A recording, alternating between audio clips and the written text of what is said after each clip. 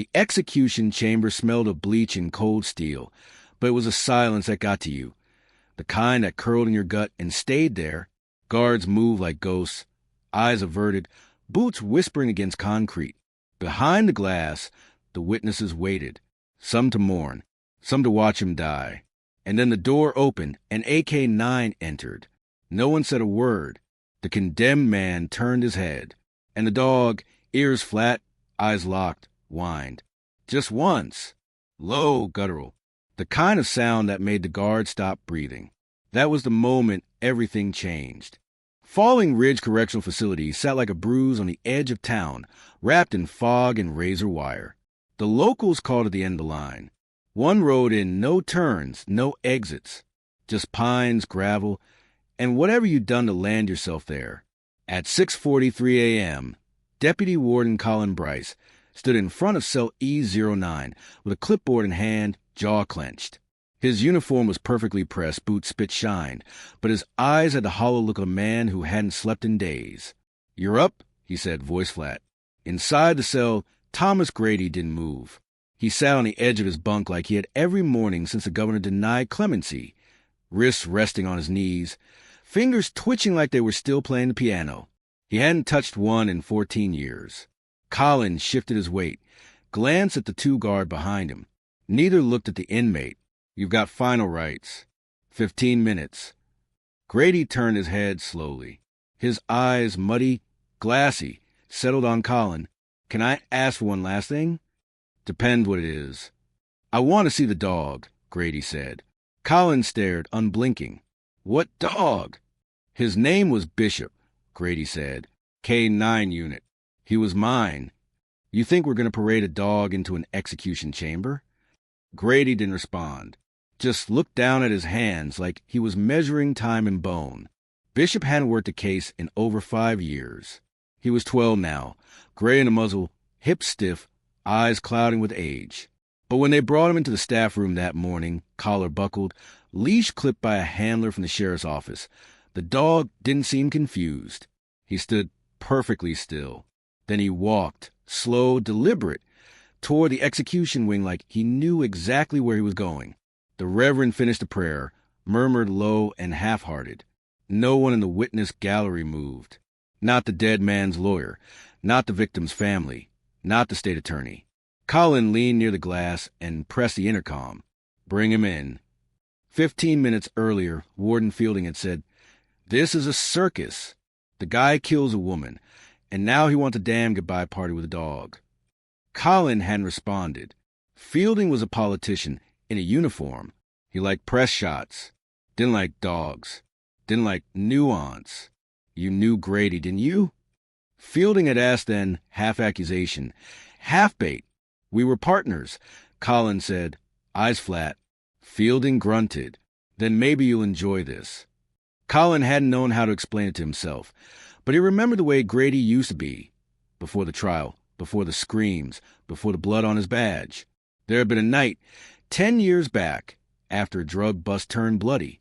Bishop had taken a knife to the ribs for Grady, and Grady had cried, silent, shaking, hands on the dogs for like he could pray the wound shut. That was the night they started calling him Grady the Saint. That was before the woman, before the barn, before the piano wire and the matchbook. The handler led Bishop to the side entrance of the execution chamber. The dog didn't resist, didn't even sniff, just walked the line between death and waiting, then sat. Grady looked up. No words passed. No one in the gallery moved. Then Bishop whined, just once, sharp and low, like the kind of sound dogs make in dreams. Grady's lip trembled. The Reverend muttered a blessing. One of the guards turned his face to the wall. And Colin? He just stared at the man who used to be his friend, heart cracking on a fault line that had been buried under 14 years of silence. The injection team stepped in. The needle gleamed. Grady turned to Colin, voice hoarse. "Did she ever? Did Molly ever?" Colin's face stayed stone. "She died 2 years ago." Grady blinked. Slowly. Something behind his eyes shattered and slipped away. "I never hurt her," he whispered. Colin didn't answer. Then, under his breath, Grady said something else, But only Bishop reacted. The dog stood, stiff-legged, growled low, and then it happened. The lights flickered, and Bishop lunged, not at Grady, at the executioner. Gasps cracked through the room like thunder. Bishop's teeth clamped not on flesh, but on the plastic tubing of the four-line. In one brutal tug, he ripped it loose, sending the syringe skidding across the floor. Chaos erupted. The executioner stumbled back, cursing. Guards lunged forward. But Bishop didn't move again. He stood between Grady and death, unmoving, trembling. And for the first time in a decade, Grady cried. Colin stepped forward, his voice ablaze in the panic. Everyone out. Fielding stormed toward the glass, spitting rage. Colin ignored him. He looked at Grady, then at the dog, and he said, "This doesn't make him innocent. You know that." Grady didn't answer, but Bishop didn't growl again. He just laid down at Grady's feet. Outside, the fog had thickened. Rain swept sideways over the razor wire. Inside, the chamber emptied. All but Colin, and the K-9, who had once taken a blade for a man of the world, now called a monster. Colin knelt. He looked Grady in the eyes. "Why now? Why the dog?" Grady's voice cracked. "Because I told him once if I ever cross a line, he had to stop me. And you think he just did? I don't know." The silence between them was long. Outside the chamber door, a guard whispered, "I don't know what I just saw." They kept Bishop in the infirmary that night. Not the kennel. Not the evidence lockup. He lay on a wool blanket in an old exam room that smelled of iodine and dust, head resting on his paws, eyes half closed but always tracking the door. No one chained him. No one had the nerve. Even Fielding left the dog alone, though not without a parting threat. He pulls one more stunt like that, he won't leave breathing. Colin had said nothing. He just stood beside the glass wall of the infirmary, one hand resting lightly on his belt, watching, not Bishop, not even Grady, watching himself in the reflection. By noon the next day, the story had already leaked. A guard's cousin ran a podcast. A witness had slipped photos to a reporter. Local headlines screamed with half-facts. Death row inmate saved by his dog. Execution stalled by K-9 intervention. Murderer spared. For now, it made Colin's stomach crawl. Warden Fielding was on the phone with the state's attorney by mid-afternoon, shouting about protocol, optics, chain of command. Colin heard his name mentioned more than once. Yeah, former partner, I know. Listen, it looks bad, real bad, and the press, what? No, of course he's not involved in a cover-up. Then quieter, not unless he's dumber than he looks.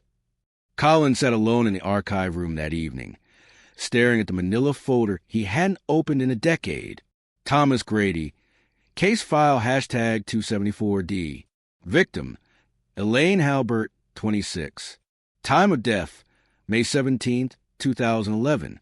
Cause, ligature strangulation, confirmed by autopsy. Scene burn bar in outskirts of town. Key evidence, piano wire fragment. Matchbook with bloodstain.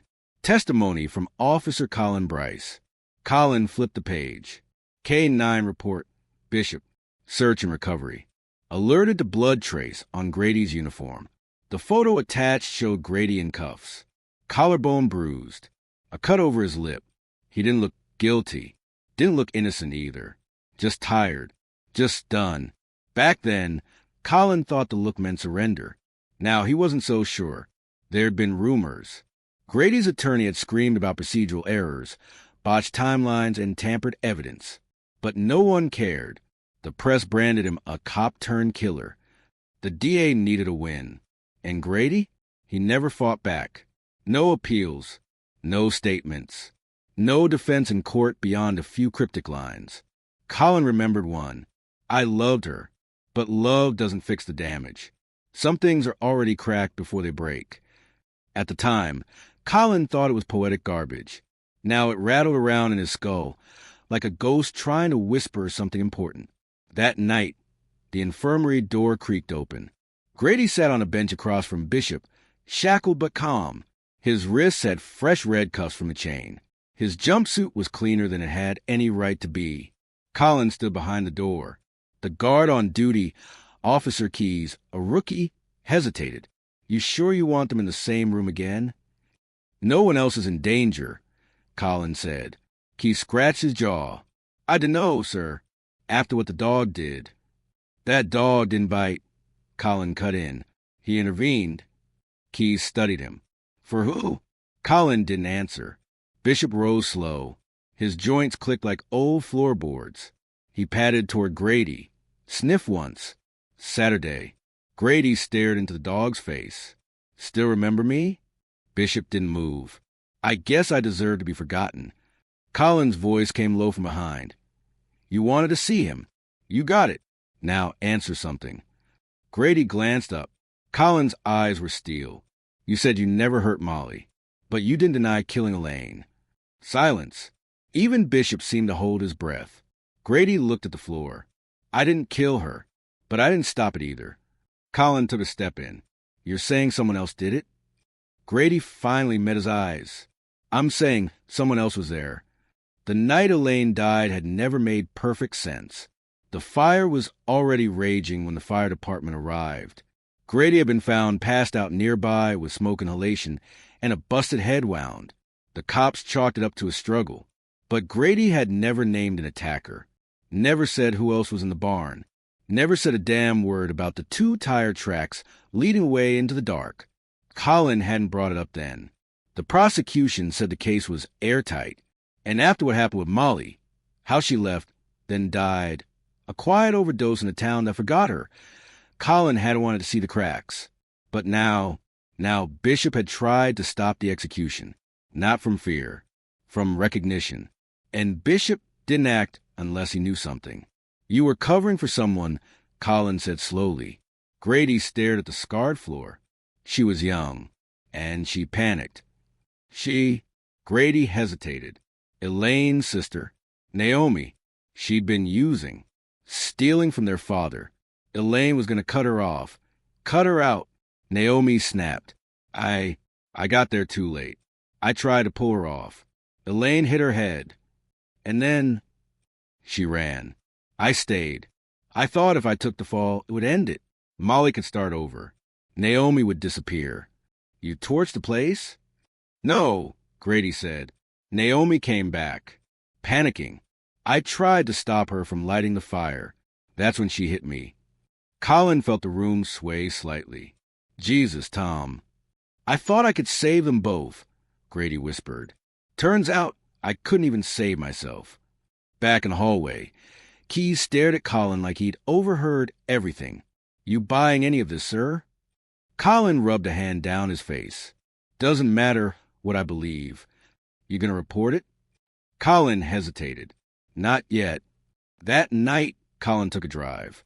Out past the correctional facility. Out where the stars were clean and the roads ran like old scars across the hills. He ended up on a narrow path, gravel popping under the tires. An old farmhouse stood ahead, half-lit, paint peeling. The Halbert property. Naomi still lived there. She answered the door in a bathrobe, mascara smudged, cigarette in one hand. Took you long enough, she said. Colin blinked. What? I always figured one of you come knocking. Eventually. You knew? She exhaled a drag. Knew what? That he was protecting me? Yeah. That Molly died thinking he killed her best friend? Yeah, that too. Why didn't you come forward?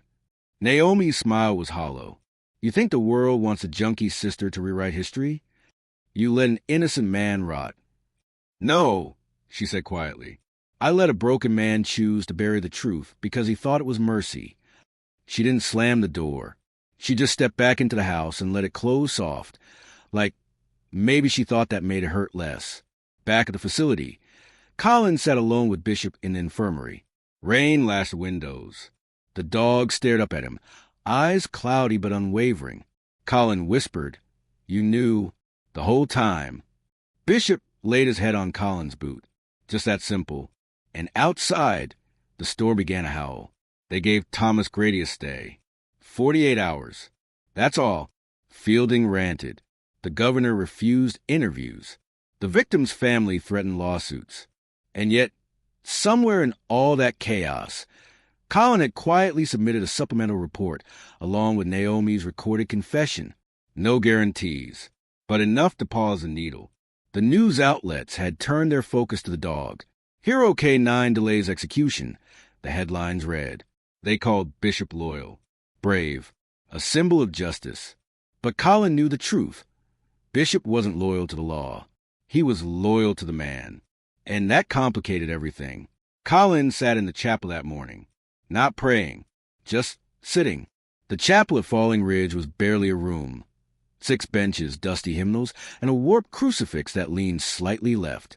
It was always empty. But the silence there was cleaner than the rest of the prison. That mattered. He held the photo again. The old one. Grady smiling. Bishop at his feet. Molly off to the side, laughing in a blur. Elaine wasn't in it. But her handwriting was on the back, taken before everything broke. Don't forget what mattered. Colin let the photo fall onto the pew beside him. Outside, a buzz echoed through the hall. Something was wrong. Bishop was gone. They found the leash still clipped to the infirmary post. No broken windows. No doors ajar. Just empty space. And muddy paw prints in the hallway. Fielding was livid. I want that damn animal found and put down. I don't care if he served 10 tours and sniffed out Bin Laden himself. Colin stared at the tracks. They didn't lead outside. They led deeper into the facility. At 9:07 a.m., the surveillance room reported something even stranger. A breach. Block B, death row. Motion sensor triggered. Cell door unlocked. No staff scheduled in that wing. The image was grainy, black and white, but there was no mistaking it. Bishop. He stood outside Grady's cell, tail low, body still, just watching. Inside, Grady was awake, staring back. Was this planned? Fielding barked at Colin. No. Then why the hell is a retired K9 loose inside my prison at the exact moment his handler's about to be reprocessed? Colin didn't flinch. Because dogs don't forget what we bury. They approached the cell slowly. 3 guards. 1 tranquilizer rifle. Grady sat on the edge of his bunk, hands up calm. Bishop lay at his feet like he had in the execution chamber, head on paws, breathing slow. I didn't open the door, Grady said. He was just here. Fielding snapped his fingers. Take the dog. But no one moved. Even the rookie, Keys, hesitated, rifle sagging in his grip. Colin stepped forward. Wait. To Grady. You said Naomi lit the fire. That she hit you. I told you. Everything. You left out something. Grady looked away. Colin's voice dropped. She's dead, Tom. Grady froze. We found her last night. OD. House burned down. Silence. I think she knew it was closing in. I think you protected her all these years, and it finally cracked her open. Grady swallowed. Hard. Then it's done. Not yet. Colin held up a photo. Elaine. Burnt edges. Torn corner. Grady blinked. Where did you get that? It was inside Naomi's kitchen drawer, hidden behind old tax records. He handed it over. On the back, a note scrawled in rushed, uneven handwriting. Tell him I'm sorry. I should have told the truth. Grady's hands shook. Bishop leaned into him. And finally, something inside the man collapsed. The retrial began in hushed tones. No press. No cameras. Just affidavits. Forensics re-examined. Statements corrected. Elaine's father refused to testify. The DA refused to admit fault. But the judge granted a full review. The piano wire? Partial match to Naomi's prints. Suppressed in the original trial. The blood on the matchbook? Not Elaine's. Molly's. That discovery cracked the case wide open. She'd been there. She'd tried to intervene. She'd failed. And Grady had taken the weight for all of it. A month later, the sentence was vacated. Not innocence, but doubt. Reasonable. Legal. Grady was released to a halfway house 2 counties away. He didn't say goodbye. He didn't have to. Colin understood. Some scars run too deep for ceremony. Bishop came home with Colin. The house was quiet. A 1-story cabin on the edge of a lake no one swam in anymore. Too cold. Too murky. two full of secrets. Bishop had his own bed in the den, a bowl with his name carved in pine. Every morning, they walked the trail behind the house. Every night, Bishop would sit by the fireplace and stare into the flames like they meant something only he understood. And then one morning, he didn't get up. Colin buried him under the tall pine out back, wrapped him in Molly's old quilt. No words, just silence, the kind that fills you, then hollows you out. A marker sat at the base of the trunk. Bishop, he remembered what we forgot. 6 weeks later, Colin received a letter. No return address, no signature, just a card. Inside, a photograph. Elaine, Molly, Grady, and Bishop, all in frame, taken from behind, laughing, sunlight bursting through trees. On the back, taken before everything broke, but not everything stays broken. Colin folded it slowly, tucked it into his chest pocket, and stood in the silence beneath the pine. The air smelled like wet earth in the coming of fall. He whispered the dog's name, just once, and for the first time in years, he felt something inside him begin to thaw.